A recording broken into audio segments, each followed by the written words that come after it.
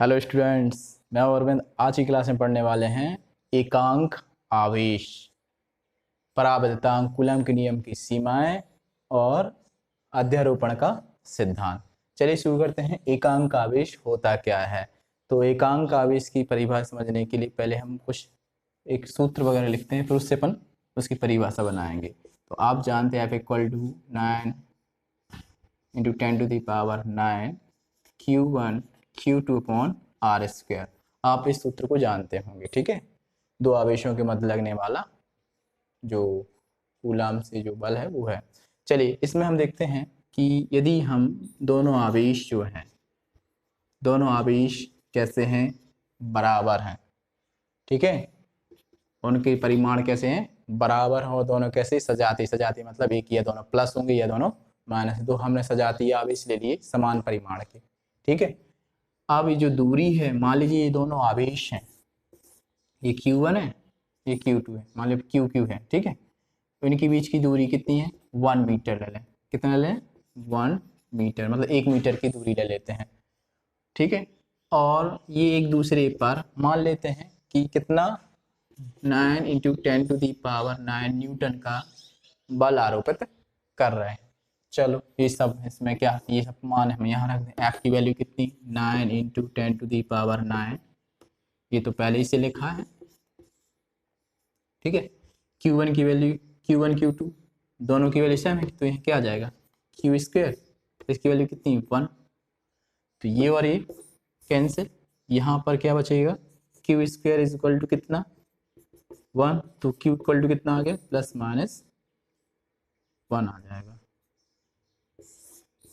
ठीक है। तो एकांक आवेश की जो परिभाषा है वो हम इस तरीके से बनाएंगे कि दो सजातीय आवेश, दो समान परिमाण के सजातीय आवेश एक दूसरे से 1 मीटर की दूरी पर रखे हैं और एक दूसरे पर, चूंकि सजाती हैं तो कौन सा बल लगाएंगे, प्रतिकर्षण बल लगाएंगे। तो एक दूसरे पर 9 × 10⁹ न्यूटन का एक प्रतिकर्षण बल क्या कर रहे हैं, आरोपित कर रहे हैं। तो उस आवेश को हम कहते हैं एकांक आवेश कहते हैं। क्लियर हुआ।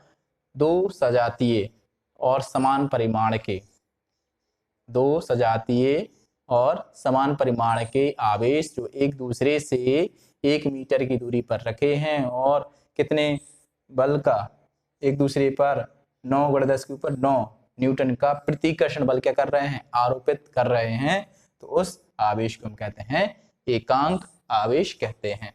चलिए एकांक आवेश तो हो गया। अब इसके मात्रक देखते हैं एसआई पद्धति में। एसआई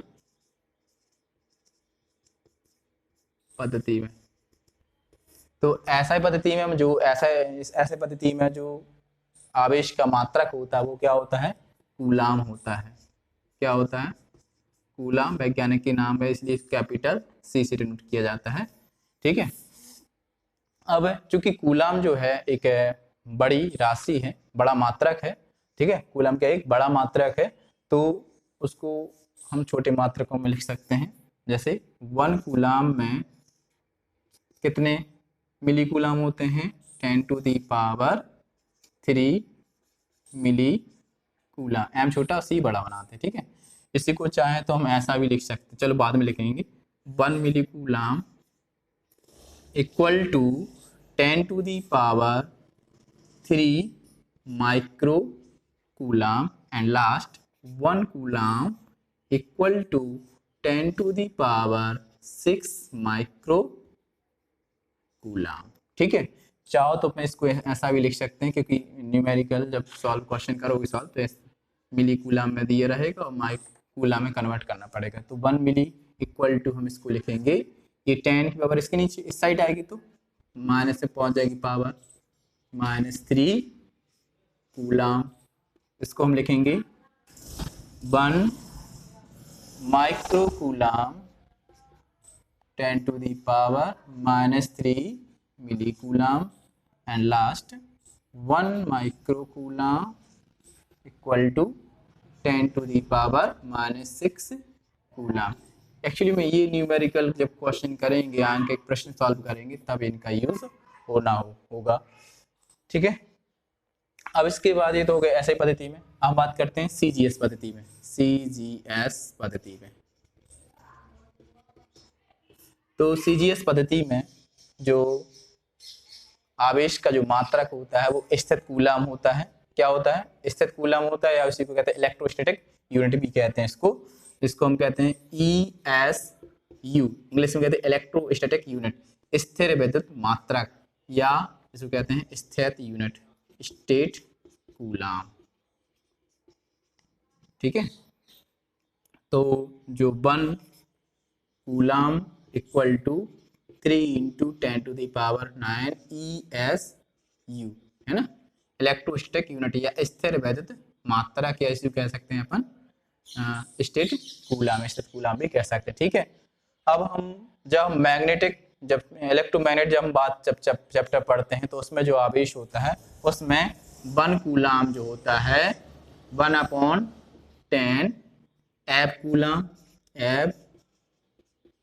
कूलम या एफ कूलम पढ़ सकते हैं, या इसी को पढ़ा जाता है EMU, इलेक्ट्रोमैग्नेटिक यूनिट भी पढ़ा जाता है। ठीक है, एफ कूलम कह सकते हैं, या उसको हम ये भी पढ़ सकते हैं। ठीक है, तो अच्छा, ये जो 1 कूलम जो होता है ESU, इसी को कहते हैं फ्रैंकलिन भी यूज किया जाता है ना, FR फ्रैंकलिन भी यूनिट पढ़ी जाती है।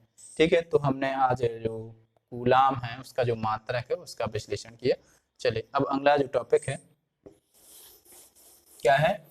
परावैद्युतांक।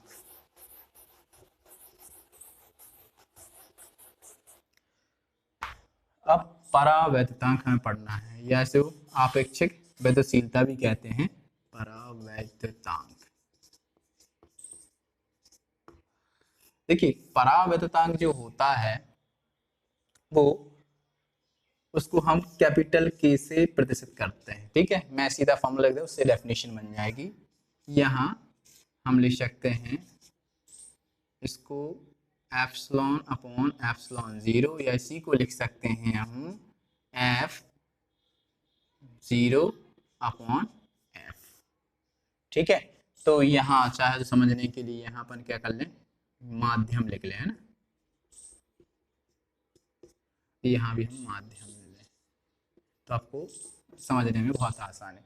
तो जो परावैद्युतांक की जो परिभाषा है वो इस तरीके से कहलाती है, विद्युतशीलता कहलाती है। माध्यम में विद्युतशीलता और ये वायु निर्वात में विद्युतशीलता का अनुपात परावैद्युतांक कहलाता है, और इसी को हम εr से भी क्या कर सकते हैं, आपेक्षिक जो परावैद्युतांक होता है उसको इससे आपेक्षिक विद्युतशीलता को प्रदर्शित कर सकते हैं। ठीक है, तो जो K है इसकी परिभाषा क्या है कि माध्यम में विद्युतशीलता और वायु या निर्वात में विद्युतशीलता का जो अनुपात उसे परावैद्युतांक कहते हैं। या फिर ये दो आवेश हैं जो वायु या निर्वात में रखे हैं, है ना, उन पर लगने वाला बल, और वही आवेश वायु किसी माध्यम में रखे उतनी ही दूरी पर, उनके बीच में लगने वाला बल, तो उन दोनों का जो अनुपात होता है वो भी क्या कहलाता है, परावैद्युतांक कहलाता है। तो परावैद्युतांक की हमने दो परिभाषा बताई। पहला,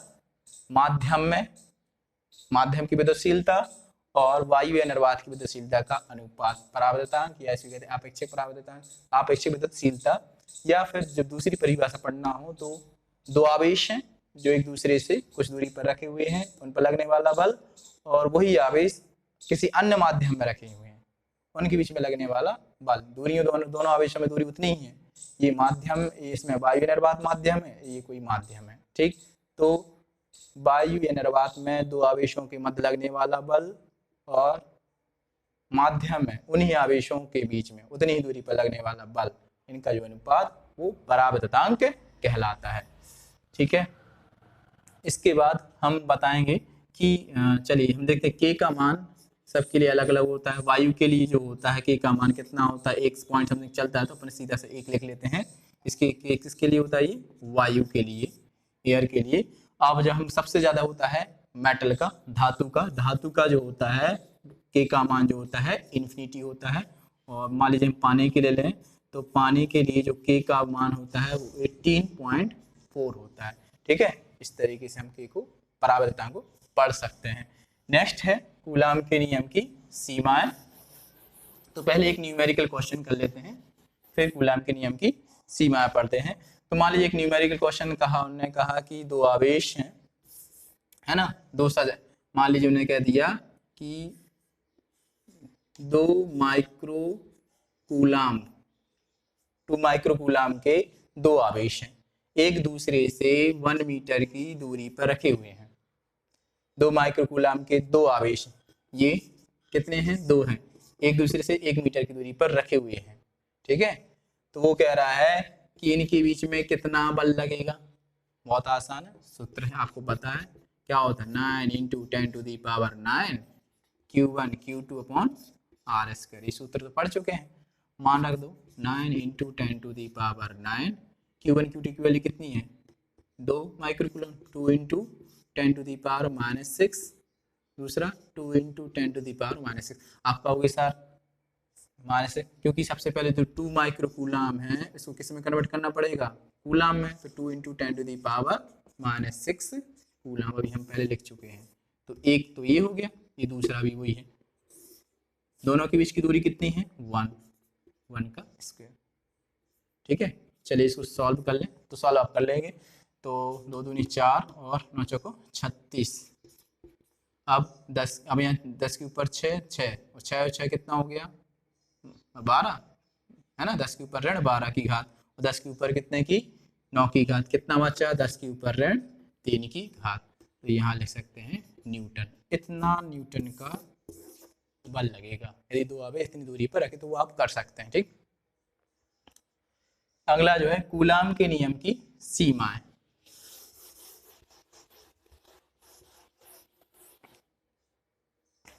लिमिटेशंस ऑफ कूलाम्स लॉ। तो कूलाम्स के नियम की सीमाएं क्या है? पहला तो यही है कि कूलाम का नियम जो है वो बिंदु आवेश के लिए ही सत्य है। बिंदु आवेश तो जानते हैं जिनका आकार बहुत नगण्य हो, ना के बराबर हो, किसकी तुलना में? उनके बीच की दूरी के तुलना में। तो पहली सीमा ये है कि जो आवेश जो होना चाहिए बिंदु आवेश होना चाहिए। दूसरा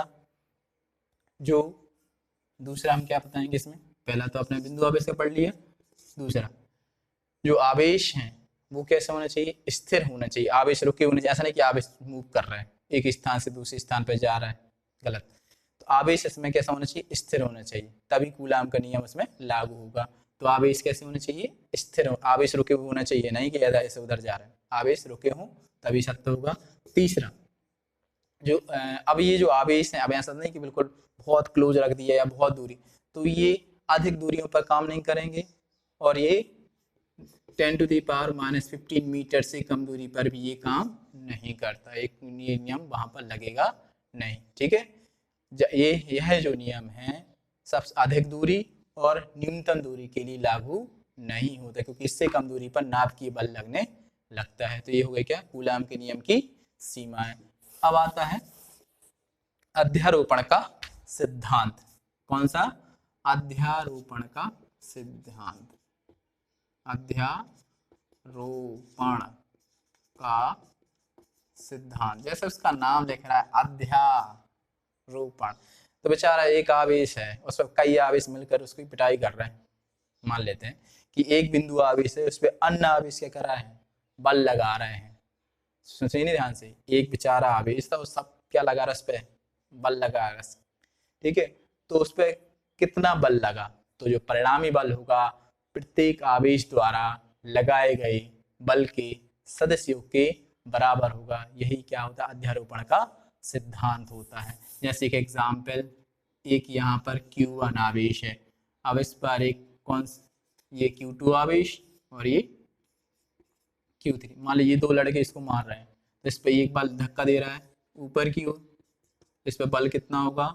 F13, और ये इसको धक्का दे रहा है तो इस दिशा क्या होगी? F12 होगी। ठीक है, एक ये बिंदु आवेश है, इस पर ये दोनों इसको पिटाई कर रहे हैं इसकी, तो ये बल उस साइड लगाएगा, ये बल इस साइड लगाएगा। ठीक, तो इन दोनों का परिणामी क्या होगा? F जो होगा वो क्या होगा? दोनों बलों के सदस्यों के बराबर होगा। ठीक है, इसको चाहे तो यहाँ पर मिला लें, एक बिंदु ले लें O, इसको अपने से मिला सकते हैं। चलिए देखते हैं। तो समझ में आया कि कोई एक बिंदु आवेश है, उस पर कई आवेश क्या लगा रहा है? एक बल आरोपित कर रहे हैं। तो परिणामी जो बल होगा, परिणामी बल प्रत्येक आवेश के द्वारा लगाए गए बलों के सदस्यों के बराबर होगा। जैसे मान लीजिए ठीक है। चलो इसका मान है तो वो लिख सकते हैं इसको, इसका फॉर्मूला क्या होगा 1/4 पाई एप्सिलॉन 0 मान ली वायु निर्वात में, तो Q1 Q2 अपॉन R12 है ना स्क्वायर, यहाँ R12 ही कैप लगा दी, ये दिशा बता रहा है। अच्छा ये दिशा होगी वो होगी क्या R12 और क्या होगी R1 सॉरी ये R12 है ना, ये R13, तो इसका ये मान कितना आ जाएगा ये 1/4 पाई एप्सिलॉन 0 Q1 और Q3, सेम आवेश समझ सकते हैं, Q1 आवेश और Q3 आवेश, ठीक है, R13 और ये R13 और कैप, ठीक। इस तरीके से मान लीजिए दो बिंदु आवेश थे ये, अब मान लेते अभी तो दो आवेश थे, अब मान लीजिए कि n आवेश हो, कितने आवेश हो n आवेश मतलब Q1 Q2 up to Qn, इतने बहुत सारे आवेश, फिर क्या करोगे, ठीक है। तो उसके लिए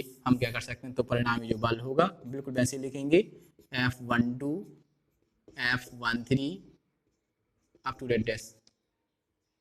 ठीक है F1n, ठीक है। सॉल्व कर सकते हैं इसको, लिखने का तरीका वही है कि पूरी कहानी वही लिखेंगे, ये वाले टर्म रहेंगे तो इसी के आगे हम लिख लेते हैं, ठीक है।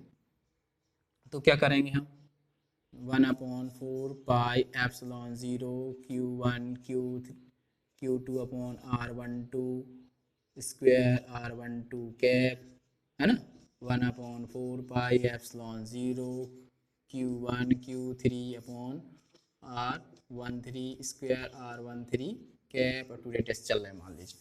तो इसको लिखने का तरीका देखिए, तो इसको हम लगाएंगे ये 1/4 पाई एप्सिलॉन 0 क्या है कॉमन, तो बाहर निकाल लो, इसको निकाल लिया। अच्छा यहाँ पर Q1 सब में कॉमन होगा तो यहाँ वो क्या आ जाएगा Q1 कॉमन, अब लगा देंगे हम सिग्मा, क्या लगा देंगे सिग्मा। अब देखिए यहाँ पर क्या बचा Q2 है Q3 ऐसे ही Q4 बचेगा है ना, तो क्या बचा ऊपर Q, नीचे कितना बचने वाला है R स्क्वायर और नीचे R कैप, ठीक है। अब हमें वैल्यू देनी है, ध्यान से देखिएगा, या फिर हम पहले ऐसे कर लें इसको, अदरवाइज आप समझ में नहीं आएगा। क्या क्या बचा अंदर Q2 R12 square R12 cap है ना, और Q3 यहाँ पर ये R13 square R13 cap up to distance चल रहा है, ठीक। इसको मैं ऐड करना है ना, तो ऐड करने का तरीका देखिए यहाँ पर,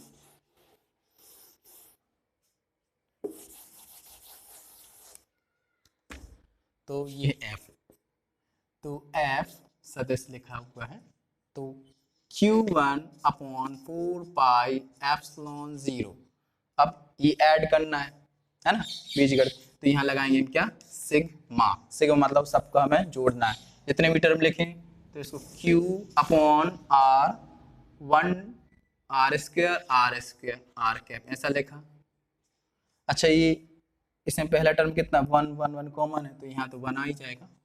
अब दूसरा टर्म कितना है 2, ऊपर भी 2, 3 यहाँ 3 ये 3, तो यहाँ कितना है, अब यहाँ पर एक टर्म हम मन से मान लेते हैं, वो ले लेते हैं आई, ठीक है, क्या मान लेते हैं आई आई आई।